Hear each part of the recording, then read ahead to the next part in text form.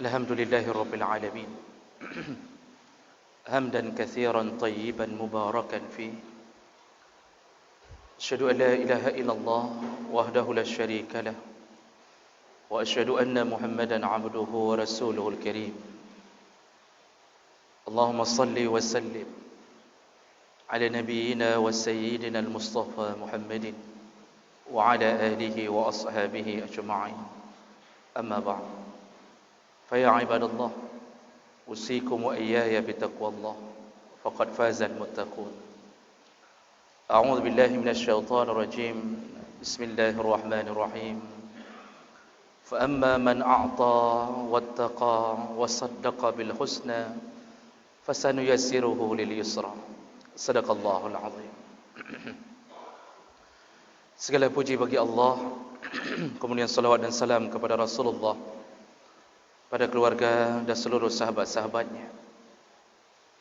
Ya Allah, muliakan insyaAllah jemaah salat Jumaat yang telah berhadir karena Allah, dan semoga kehadiran kita berbuah pahala di sisi Allah Subhanahu Wa Taala.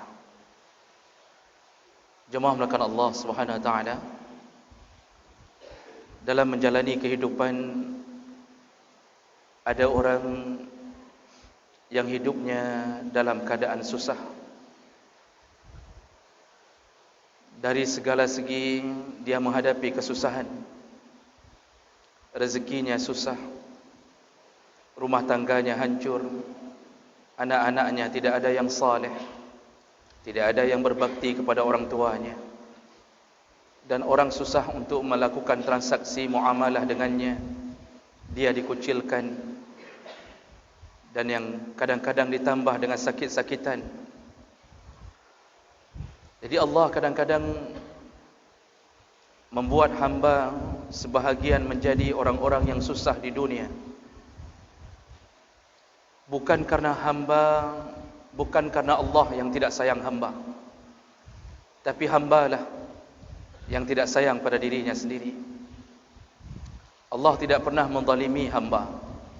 Wa ma zalamuna walakin kanu anfusahum yadhlimun.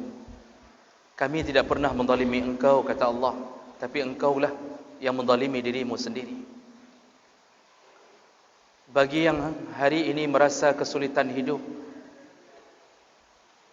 mencari sesuap nasi tapi begitu sulitnya, maka silahkan buka kembali ayat-ayat Allah. Allah sudah memberi cara agar hidup kita mudah, agar hidup kita dalam lindungan ridha Allah, dimudahkan rezeki, diberikan istri yang salihah yang tidak membuat kita sakit kepala, diberikan anak-anak yang saleh yang kita bangga-banggakan di hadapan Allah. Nah, bagaimana caranya agar hidup yang sulit menjadi aman, agar hidup yang penuh kesulitan ini menjadi mudah? Maka dengarkanlah apa yang Allah beri nasihat untuk kita.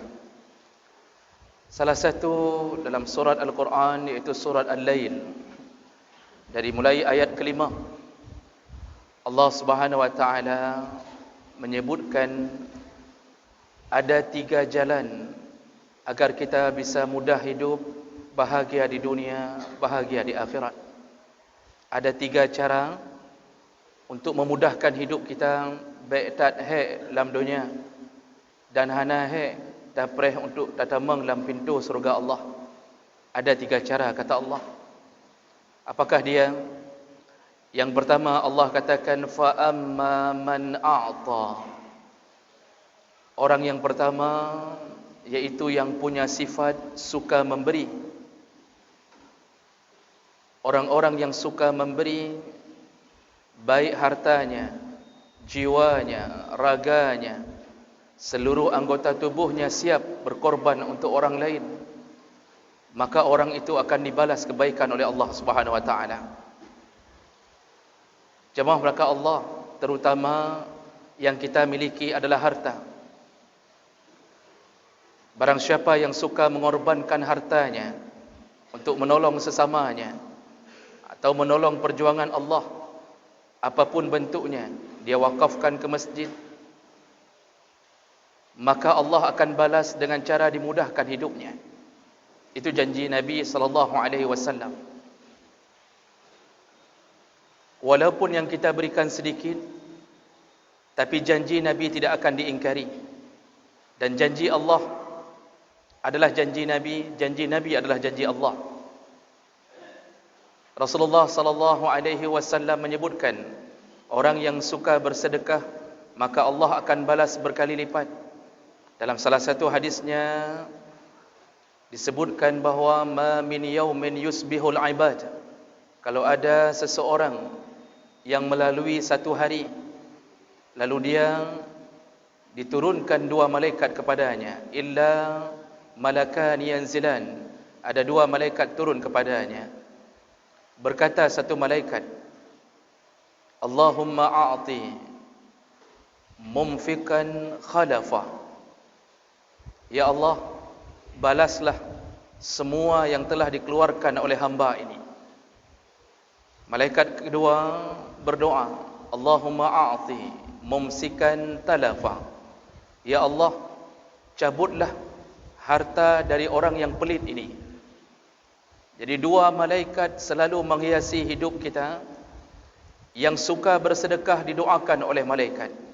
Permintaan malaikat kepada Allah, Allahumma a'ti mumfikan khalafa, ya Allah, balaslah semua kebaikan, semua sedekah yang telah dikeluarkan oleh hamba ini.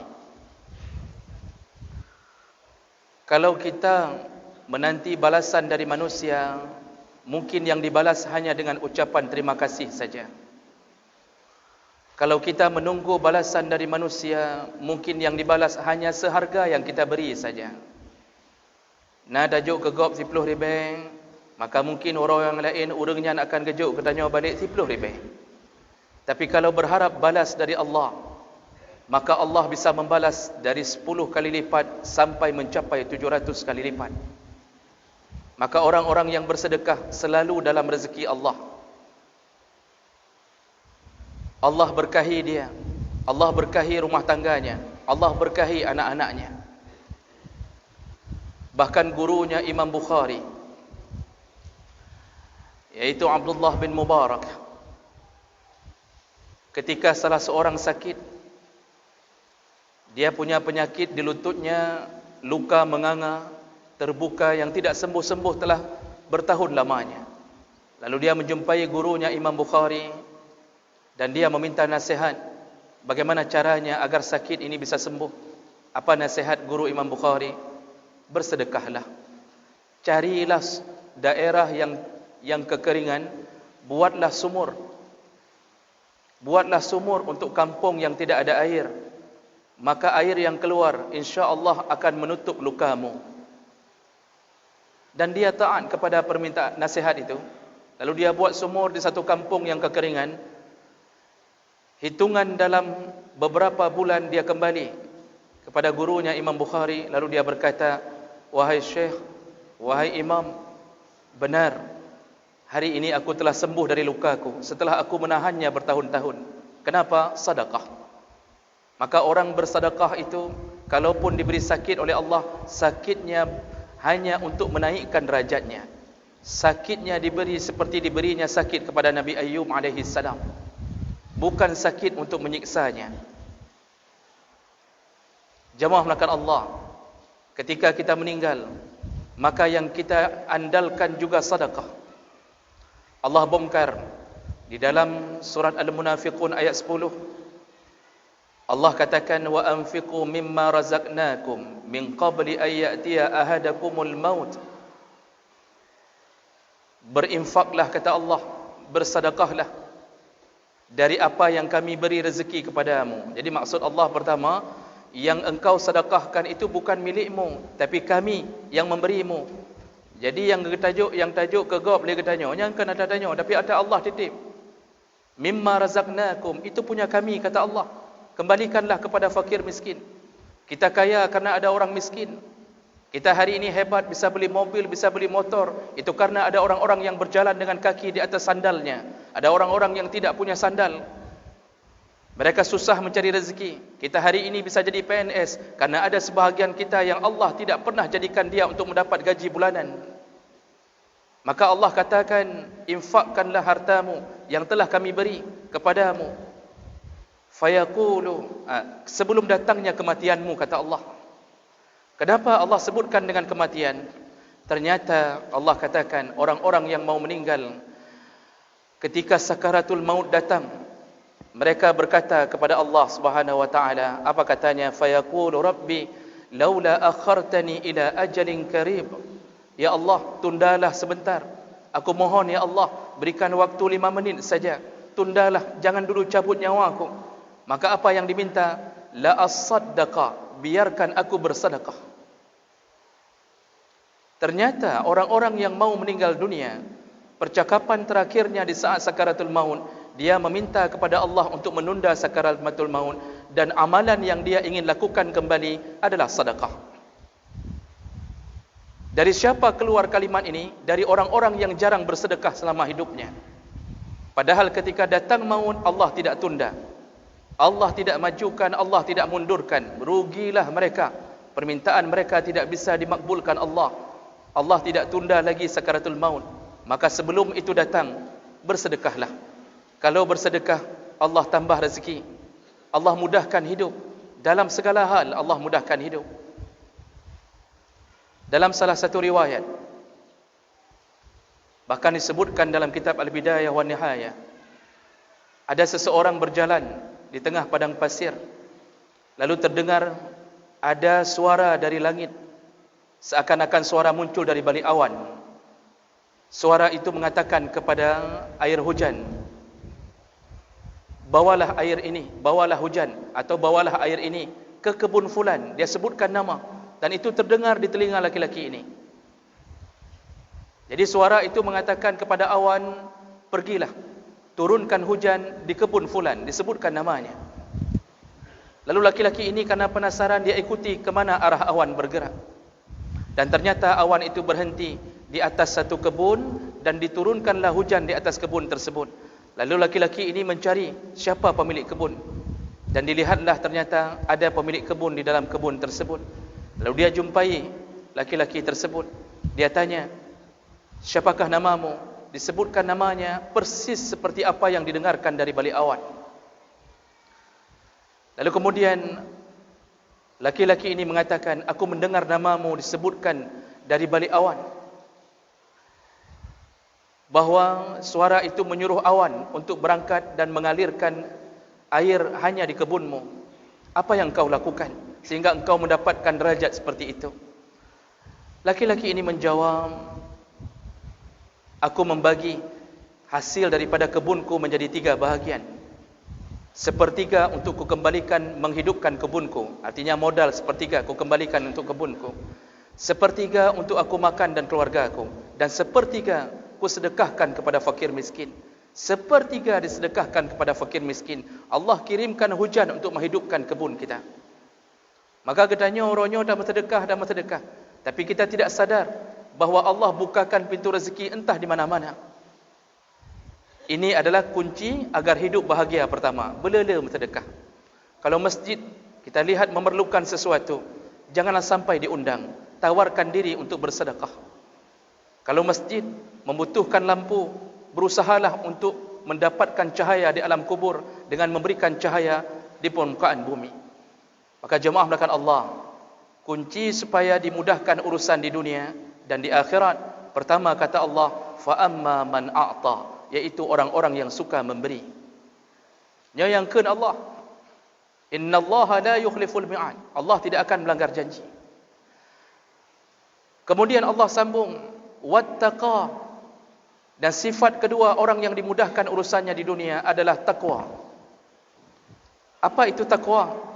Imtisal li awamirillah wajtinabu nawahihi, yaitu orang-orang melaksanakan perintah Allah lalu meninggalkan larangannya, sirran wa alaniyah, baik dalam keadaan sepi maupun terang-terangan. Jadi yang disebut orang-orang yang akan dimudahkan Allah, yang meninggalkan larangan Allah sekaligus melakukan permintaan Allah. Kalau cuma setengah-setengah, maka Allah akan persulit hidupnya. Ada orang yang hanya melakukan perintah tapi tidak meninggalkan larangan. Menyembah abud ke perintah oleh Allah, habis-habis katanya. Dan sembahyang luar biasa. Alhamdulillah berjamaah. Allah suruh bayar zakat, kita bayar zakat. Allah suruh puasa Ramadan, kita puasa Ramadan. Allah minta melalui kalam Nabi-Nya untuk puasa sunnah Senin Kamis, kita pun masuk ke dalam rombongan puasa sunnah Senin Kamis. Allah minta kita bersedekah, kita bersedekah. Kita telah melakukan satu perkara, melakukan perintah. Tapi ketika Allah suruh meninggalkan larangan, itu pula yang tidak kita lakukan. Allah suruh tinggalkan makan riba, kita terjun dalam dunia riba. Udip rata-rata dalam riba. Langampung-gampung ke begala belang. Diambil borok jaminan dari orang. Dia kasih sawah, dia pinjamkan uang 10 juta. Diolah sawah ini oleh orang yang menghutangkan uang. Diolah sawah, diambil panennya berulang-ulang. Dan melebihi kadang-kadang hasilnya daripada uang yang telah dipinjamkan. Lamandum kitab gekenyo riba. Mengambil manfaat dari hutang piutang riba. Jadi yang tadi kita salat, yang disuruh tinggalkan, kita tidak tinggalkan. Allah suruh tinggalkan jangan pakai baju ketat kepada isteri, kepada anak-anak gadis kita. Kita biarkan anak isteri untuk melakukannya. Kita hanya taat pada perintah, tapi tidak taat pada larangan. Kita bukan golongan orang bertakwa. Karena na urang lawiknya kepikir takwa. Hanya gara-gara melaksanakan salat berjamaah, pulang salat mulutnya mengupat. Dilarang Allah mengupat, dia lakukan. Dia mengadu domba antara orang lain. Padahal itu dilarang Allah. Maka kita belum termasuk golongan bertakwa. Maka jemaah melakukan Allah, mau dimudahkan hidup oleh Allah, perbanyak sedekah, kemudian bertakwalah. Datangilah di mana azan berbunyi. Watai tak buka kedai tutup tian. Tutup pintu kedai kita 15 menit, 20 menit, hiduplah bersama Allah. Menangislah bersama Allah, karena yang memberi rezeki bukan ikan yang kita ambil, bukan tenaga yang kita keluarkan. Yang memberi rezeki adalah Allah. Orang hari ini terlalu pede, terlalu percaya diri seakan-akan dialah yang mencari rezeki. Padahal Allah lah yang menentukannya. Jemaah maka Allah Subhanahu Wa Taala. Maka orang-orang yang hari ini meremehkan larangan Allah, mereka rata-rata dipersulit hidupnya oleh Allah. Susah minta rezeki.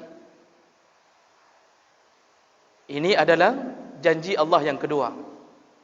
Dan janji Allah yang terakhir, kalau mau dimudahkan hidup di dunia dan di akhirat, wasaddaqa bil husna, yaitu meyakini kebenaran tentang janji-janji Allah al-husna, yang baik-baik. Kalau dalam terjemah disebutkan surga, ada yang mengatakan kalimah la ilaha illallah, ada yang mengatakan kebaikan-kebaikan di akhirat. Yakinilah. Abu Jahal saja meyakini kebaikan berhalanya, padahal itu jahiliyah, tapi dia yakin. Sampai setiap minggu dia menyembelih seekor kambing untuk dia persembahkan ke berhalanya. Nyan Abu Jahal lambut bangai tapi dipatih katanya. Maka kita yang telah diberi hidayah oleh Allah, Allah Subhanahu Wa Taala menjanjikan surga, maka rindukanlah surga. Bagaimana cara merindukan surga? Datangilah rumah-rumah Allah. Berilah harta apa yang kita bisa berikan kepada orang lain. Maka orang-orang yang hari ini tidak salat Jumaat, orang-orang yang hari ini datang waktu Jumaat setelah selesainya Jumaat, orang-orang yang tidak pernah menyentuhkan kakinya ke dalam masjid-masjid Allah, orang-orang yang tidak pernah mengeluarkan hartanya untuk jalan-jalan Allah, mereka tidak percaya akan surga Allah. Mereka tidak percaya begitu indahnya surga Allah. Hana gepatih, jadi bab pegah abah masalah bidadari, pegah abah takai. Yang menyo bidadari lagak tat, menyo disenyum, pingsan mandum urang, pegah babah takai, tapi kerinduan tidak ada, maka dia tidak saddaqa bil husna. Salah seorang sahabat Nabi dalam satu hadis riwayat Bukhari Muslim menyebutkan ketika dalam satu perang dia sedang istirahat lalu dia makan kurma. Sedang istirahat masa perang, dia makan kurma. Kebetulan Nabi berada di sampingnya. Dia bertanya ke Rasulullah, "Ya Rasulullah, seandainya aku mati hari ini, di manakah aku?" Apa jawabannya? Fil jannah. Kalau engkau mati hari ini, engkau dalam surga. Baru Nabi mengucapkan engkau dalam surga, dia lempar setengah kurmanya. Tidak habis lagi dia makan. Lalu dia tunus pedangnya, terjun ke medan perang, dan dia syahid. Nyan model orang rindu ke surga awal. Maka jemaah belaka Allah Subhanahu Wa Taala, Di ujung ayat Allah katakan fasayunuyassiruhu lil yusra. Orang yang punya 3 sifat ini, suka sedekah, kemudian takwa kepada Allah, takut melakukan larangan Allah, dan dia percaya dengan imannya kebenaran Allah dalam Al-Quran, maka kami mudahkan semua urusannya di dunia dan di akhirat. Inilah kunci agar kita mudah hidup. Maka yang kamu merasa lewitnya bahkan susah tak udip, cobalah berubah dengan gaya hidup yang diizinkan dan disuruh oleh Allah Subhanahu wa taala. Mudah-mudahan ini bermanfaat bagi kita untuk mengulang kaji bagaimana keadaan hidup kita selama ini, dan mudah-mudahan kita lebih dekat kepada Allah Subhanahu wa taala. Innal hamdalillah nasta'inuhu wa nastaghfiruh wa na'udzu bihi min shururi anfusina wa min sayyiati a'malina. Man yahdihillahu fala mudilla lahu wa man yudlil fala hadiya lahu. Asyhadu an la ilaha illallah wahdahu la syarika lahu wa asyhadu anna Muhammadan 'abduhu wa rasuluhul karim. Allahumma salli wa sallim ala nabiyyina wa sayyidina Muhammadin wa ala alihi wa ashabihi ajma'in. Amma ba'd. Fa ya 'ibadallah, usikum wa iyaya bi taqwallah faqad fazal muttaqun. A'udzu billahi minasy syaithanir rajim. Bismillahirrahmanirrahim. Fa amma man a'ta wattaqa wa saddaqa bil husna fasanuyassiruhu lil yusra. Sadaqallahul azim. Barakallahu li wa lakum fil Qur'anil azim wa naf'ani wa iyyakum bima fihi minal ayati wa zikril hakim wa taqabbalallahu minni wa minkum tilawatahu innahu huwas samiul alim.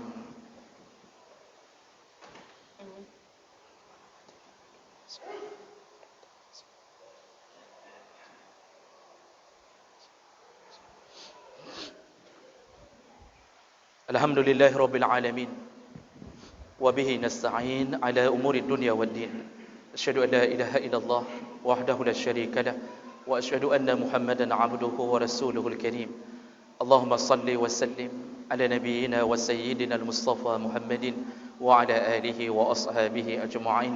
أما بعد فيا عباد الله اتقوا الله حق تقاته ولا تموتن إلا وأنتم مسلمون. أعوذ بالله من الشيطان الرجيم. بسم الله الرحمن الرحيم. إن الله وملائكته يصلون على النبي يا أيها الذين آمنوا صلوا عليه وسلموا تسليما. اللهم اغفر للمسلمين والمسلمات والمؤمنين والمؤمنات الأحياء منهم والأموات وتابع بيننا وبينهم بالخيرات وتقبل يا سميع قريب مجيب الدعوات. اللهم أعنا على ذكرك وشكرك وحسن عبادتك. ربنا آتنا في الدنيا حسنة وفي الآخرة حسنة وقنا عذاب النار والحمد لله رب العالمين ولا ذكر الله أكبر والله يعلم ما تصنعون وأقيموا الصلاة.